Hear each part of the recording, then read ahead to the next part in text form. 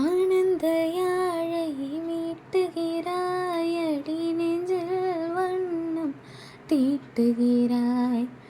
அன்பெனும் கூடையை நீட்டுகிறாய், அதில் ஆயிரம் மலைத்தூள் கூட்டுகிறாய். இரு நெஞ்சம் இணைந்து பேசிட உலகில் பாஷைகள் எதுவும் தேவையில்லை. சிறு புள்ளில் உறங்கும் பனியில் தெரியும் மலையின் அழகோ தாங்கவில்லை. உந்தன் கைகள் பிடித்து போகும் வழி அது போதவில்லை.